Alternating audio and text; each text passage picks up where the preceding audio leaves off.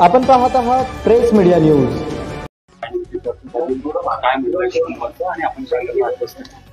आपण पाहतोय गेली काही दिवसापूर्वी दीनानाथ मंगेशकर हॉस्पिटलमध्ये जी घटना घडली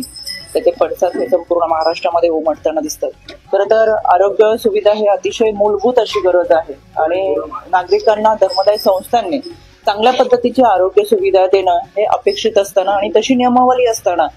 पेशंटला हे उपचार खरं देण्यासाठी त्यांनी टाळाटाळ केली, त्याच्यासाठी मागितलेली डिपॉझिटची रक्कम आणि एकंदरच या सगळ्या घटनेमुळे यामध्ये पेशंटचा मृत्यू झालाय।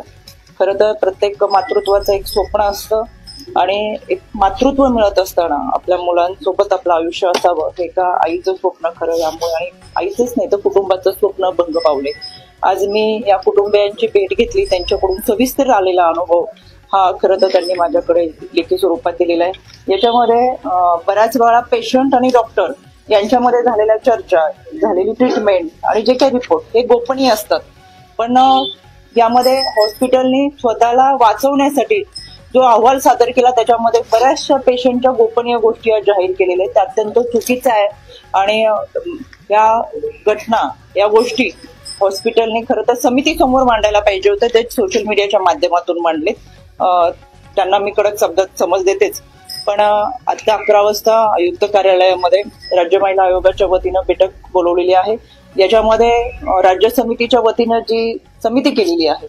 डॉक्टर राधाकिशन पवार यांच्या अध्यक्षतेखाली 4 सदस्यीय समिती आहे, त्या समितीचा राज्य शासनाचा अहवाल हा आता आयुक्त कार्यालयामध्ये सादर केला जाईल। त्यानंतर पोलीस आयुक्त आहेत, समिती आहे आणि आमच्या इतर सदस्य असतील, त्यामुळे समितीचा जो काही अहवाल आलाय आणि पोलिसांनी जो काही जबाब नोंदवलाय आणि ह्या सगळ्यांचाच एकत्रितरित्या चर्चा करत यानंतर पुढची जी काही कारवाई होईल ती आपल्या समोर मी 12च्या दरम्यानची आपली पत्रकार परिषद होईल त्यामध्ये मी जरूर